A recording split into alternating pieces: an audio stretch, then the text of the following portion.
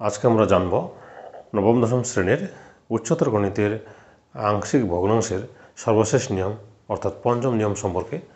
তোমরা বোর্ডে দেখতে পাচ্ছ এটা সর্বশেষ নিয়ম, পঞ্চম নিয়ম। এই 5টি নিয়ম ছাড়া আর কোনো নিয়ম তোমাদের বইয়ে নেই। এই নিয়মগুলো বাড়িতে প্র্যাকটিস করলে তোমরা পরীক্ষায় এসএসসি পরীক্ষায় যেভাবে আসুক না কেন তোমরা অ্যান্সার করতে পারবে। তো আমরা দেখো, এখানে আমি গত ক্লাসে আলোচনা করেছিলাম যে ভিতরে এখানে x² + 1 বন্ধনের ভিতরে এখানে দ্বিঘাত থাকলে কি হবে। আবার এখানে দ্বিঘাতও আছে, আবার পুনরাবৃত্তিও আছে, মানে x² + 1 দুইবার আছে এখানে, সেই জন্য নিয়মটা একটু ব্যতিক্রম। যেমন দেখো, তাহলে প্রথম লাইনটা আমাদের ধরে নিতে হবে। এটা কীভাবে ধরে নিতে হবে, এটা লিখতে পারলে বাকিগুলো তোমরা করতে পারবে।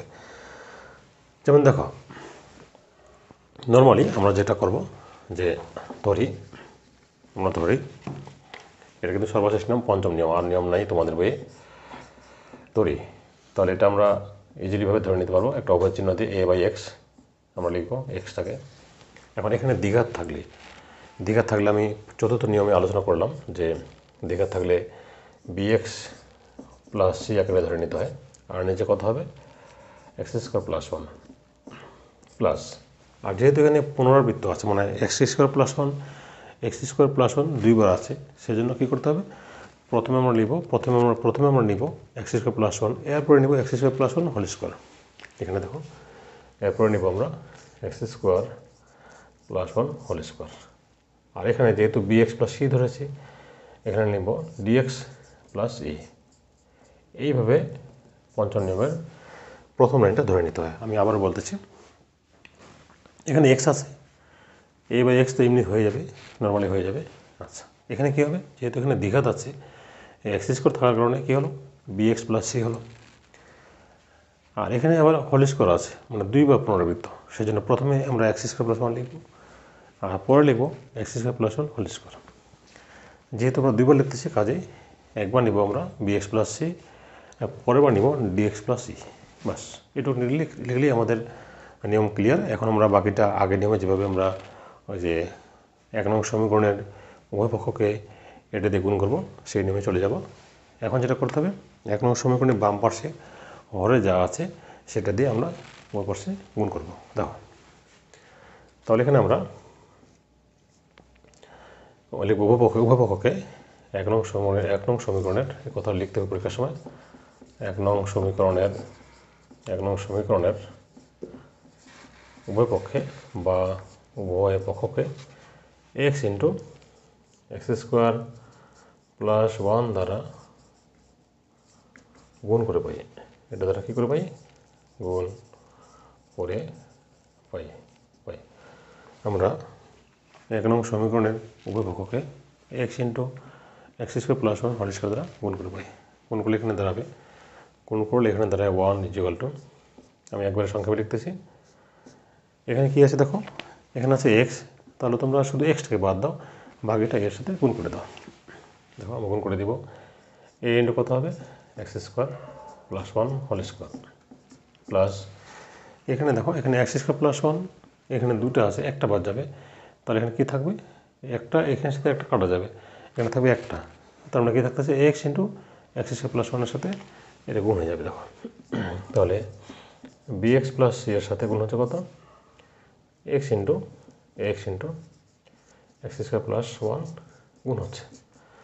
আর এখানে দেখো, এখানে হলো x² + 1 আছে, এটা হোল স্কোয়ার আছে, এইটার সাথে এটা বাদ যাবে, থাকতেছে x, তাহলে x এর সাথে ওটা গুণ হয়ে যাবে। তাহলে dx + c × x। আমি আবারও বুঝিয়ে দিচ্ছি। তাহলে আমরা প্রথম লাইনটা আমরা লিখলাম, প্রথম লাইন তো আগের মতো বললাম, যে নিয়মটা বললাম। এখন 1 নং সমীকরণের বাম পাশে যেটা থাকবে সেটা দিয়ে প্রতিটা পদকে গুণ করতে হবে।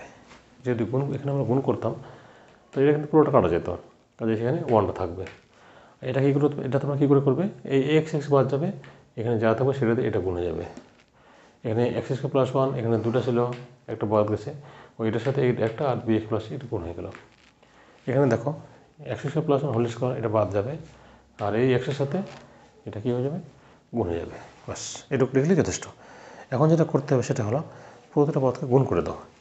এটাকে কিন্তু শূন্য বানানো সম্ভব না। দেখো, এখানে আগে যেমন আমরা মান বসে শূন্য করলাম, এখানে শূন্য বানানো সম্ভব নয়, কারণ এখানে সব স্কোয়ার আছে, এখানে BC দুটো একসাথে আছে, বের করা সম্ভব না এখানে। এটাকেও জিরো আনা সম্ভব না, কারণ এখানে যদি আমরা এক্সের মানে -1 আনতে চাই কখনো আনতে পারবো না, কারণ এখানে জোর পাওয়ার আছে। সেই জন্য এই ধরনের অঙ্কগুলো কী করতে হবে, সবার প্রথমে তোমরা গুণ করে দেবে। দেখো গুণ করলে কী দাঁড়ায়, দেখো তো 1 = এটাকে তোমরা সূত্রে ফেলে দেবে a² + 2ab + b², অর্থাৎ এখানে দাঁড়াবে x⁴ + 2x² + 1।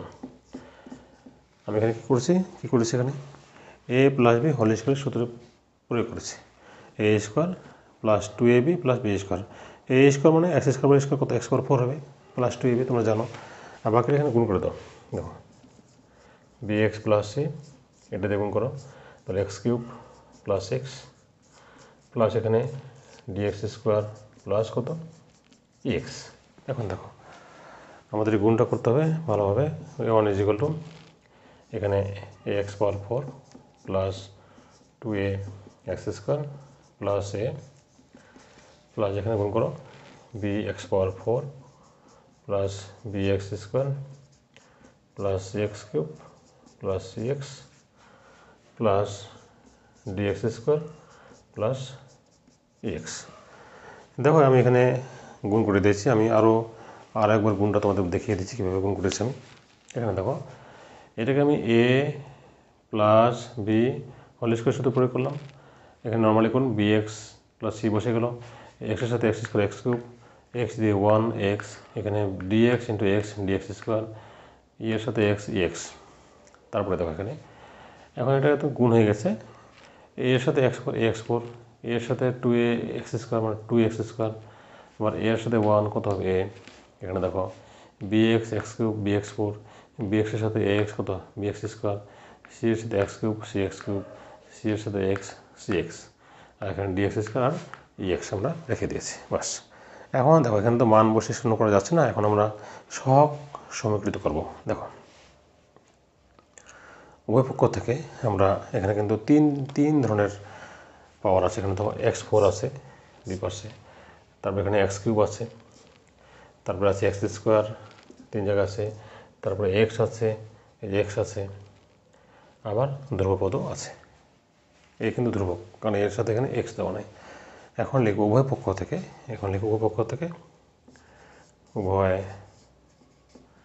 উভয় পক্ষ থেকে প্রথমে x⁴, তারপরে x³ তারপরে x², তারপরে x এবং ধ্রুবপদ সমীকৃত করে পাই। সমীকৃত লিখলেও হবে অথবা পৃথক করে লিখলেও হবে। দেখো তাহলে প্রথমে আমরা আসি x⁴ এর সহগ। x⁴ দেখো বাম পাশে কত আছে, নাই, 0। ডান পাশে এখানে একটা আছে, এই যে এখানে একটা দেওয়া আছে x⁴, এখানে একটা দেওয়া আছে x⁴ এর সহগ। তার মানে ডান পাশে আছে a + b, বাম পাশে কিন্তু নাই, তাহলে আমরা 0 লিখবো। দেখো বাম পাশে যেহেতু নাই, তাহলে আমরা লিখবো a + b = কত 0, কারণ যেহেতু বাম পাশে x⁴ এর কোনো পদ এখানে নেই। এবারে আসো এটা দিব আমরা 1 নম্বর সমীকরণ। এখন আছে x³, এখানে x³ এর পদ শুধুমাত্র একটাই আছে ডান পাশে, c, বাম পাশে নাই, তাহলে এটা আমরা কি নিব, c = 0, এটা দিব আমরা 2 নম্বর সমীকরণ। এবারে আসো x² এর পদ, আচ্ছা তাহলে আমাদের x³ কিন্তু চলে গেছে। এখন আছে x², এখানে কত আছে, এখানে একটা আছে x², এখানে একটা আছে, এখানে একটা আছে, তাহলে আমরা প্রথমে এটা থেকে শুরু করি। লিখো 2x², যে অর্থাৎ 2a প্লাস এখানে একটা আছে b x² প্লাস b নিব, প্লাস এখানে একটা আছে কত dx² প্লাস d = 0। বাম পাশে যেহেতু x² এর কোনো পদ নেই, কাজে 0। এটা দিব আমরা কত নম্বর, 3 নম্বর সমীকরণ। এবার আসো x এর সহগ। দেখো x এর সহগ কিন্তু বাম পাশে নাই 0, ডান পাশে এখানে একটা আছে, এই যে c আছে আর e আছে। এখন লিখো যে c + e = 0, এটা দিব আমরা 4 নম্বর সমীকরণ। কেন, দেখো কারণ x এর সহগ বাম পাশে কিন্তু নেই, এই জন্য বাম পাশে 0। তারপরে সর্বশেষ এবং এবং ধ্রুবপদ, অর্থাৎ বাম পাশে নেই, বাম পাশে আছে 1। ধ্রুব বলতে যেখানে এক্স ছাড়া এখানে 1 কিন্তু আছে, ডান দিকে শুধু এ আছে। তার মানে আমরা কী লিখতে পারি, এ সমান সমান 1। বাস, আমাদের মান বের হয়ে গেল। এখন এই মানগুলো এ এর মানটা দিয়ে আমরা বাকিগুলো বসিয়ে বাকি মানগুলো বের করব। আচ্ছা, আমি আবারও বুঝিয়ে দিচ্ছি। উভয় পক্ষ থেকে এক্স পাওয়ার 4-এর সহগ, এক্স কিউবের সহগ, এক্স স্কোয়ারের সহগ, এক্সের সহগ এবং ধ্রুবপদ পৃথক করে পাই। এক্স পাওয়ার 4 আমরা দুটো পাইলাম, এ প্লাস বি, আর বাম পাশে নেই, এই জন্য 0 হয়ে গেল। তারপরে এক্স কিউবের সহগ এখানে শুধুমাত্র সি ডান পাশে আছে, বাম পাশে নেই, সেই জন্য সি ইকুয়াল 0 হলো। আর এক্স স্কোয়ারের সহগ এখানে একটা আছে, এখানে একটা আছে, এখানে একটা আছে, দেখো 3টা লিখলাম, এখানে 0 লিখলাম। তারপরে কি বলছে, এক্সের সহগ এখানে কত আছে, এখানে সি একটা আছে, ই একটা আছে, সি প্লাস ই সমান 0। আর ধ্রুবপদ মানে যেখানে এক্স থাকবে না, ডান পাশে আছে এ, বাম পাশে আছে কত, 1। এখন আমরা এটা মিশিয়ে দিই, এখানে আমাদের কোনো কাজ নেই। এখান থেকে আমাদের বাকি মানগুলো বের করতে হবে। দেখো, আমরা খুব সহজভাবে সলিউশন করব, এটার কাজ আমাদের শেষ। এখন আমরা এখান থেকে মানটা বের করব। দেখো, এটা আমরা সমীকরণ দিয়ে দিই, এটা দিয়ে আমরা যে 5 নম্বর সমীকরণ।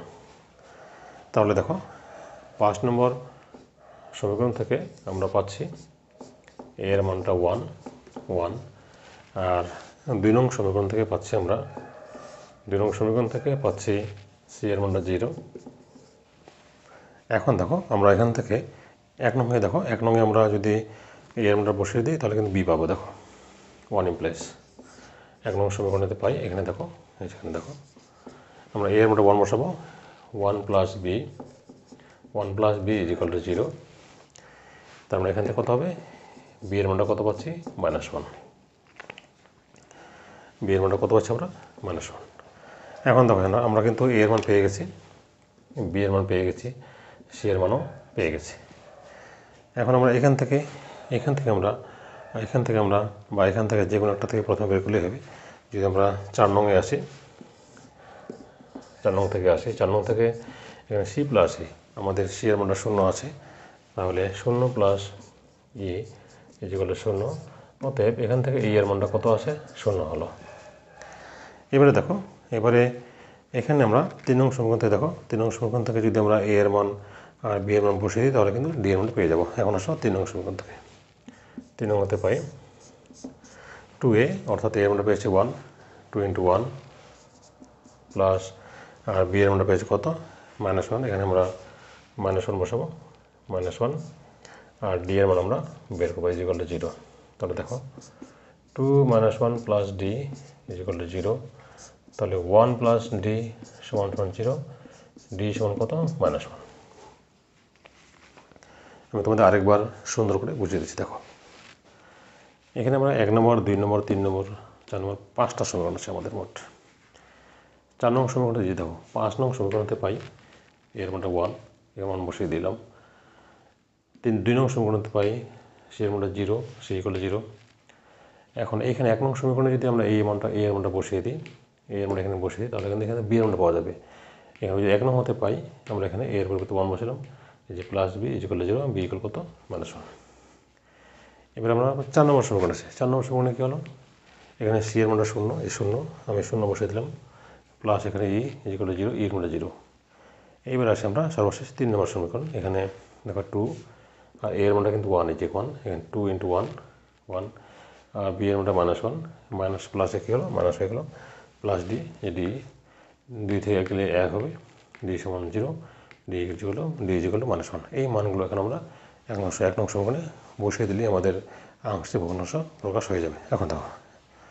এখন এখানে লিখো যে A B C O D এর মান 1 নং সমীকরণে বসে দেবে। তোমরা পরীক্ষার সময় অবশ্যই লিখে দেবে, কথা লিখতে হবে। তাহলে আমরা ডি এর মানটা কত পেলাম, -1। তাহলে এই মানগুলো আমরা এখানে বসিয়ে দেবো। লিখতে হবে 1 নং সমীকরণে A B C O D এর মান বসে পাই। তাহলে মান বসিয়ে কী দেবে, ভাষাটা লিখলাম না, তোমরা অবশ্যই লিখবে পরীক্ষার সময়। উপরে 1 x × x² + 1 whole square is equal to, অবশ্যই এ এর মানটা কত, 1/x, প্লাস, আর বি এর মানটা কত আমাদের, এটা আমি মিশিয়ে দিই, ডি এর মানটা -1 আমাদের জানা আছে, আচ্ছা, এখানে বি এর মান -1, তাহলে -x আর সি এর মানটা 0, আর নিচে হলো কত x² + 1 প্লাস ডি এর মানটা পেয়েছিলাম আমরা -1 -x, তাহলে -x প্লাস ই এর মানটা কত 0, নিচে কত x² + 1 হোল স্কোয়ার। এইটা আমাদের আংশিক ভগ্নাংশ। আমরা এটা আরও একভাবে লিখতে পারি যে 1/x মাইনাস উপরে x, নিচে কত x² + 1 -1/x -x, নিচে x² + 1 হোল স্কোয়ার, যা আংশিক ভগ্নাংশে বিভক্ত হলো। এখন এই 5টি নিয়ম তোমরা বাড়িতে প্র্যাকটিস করো, তাহলে তোমরা পরীক্ষায় এসএসসি পরীক্ষায় যেভাবে আসো না কেন তোমরা সলভ করতে পারবে। আর এই আংশিক ভগ্নাংশ শুধুমাত্র এসএসসিতে নয়, কিন্তু ইন্টারমিডিয়েটও লাগবে এবং ভার্সিটি লেভেলেও এর ব্যবহার আছে।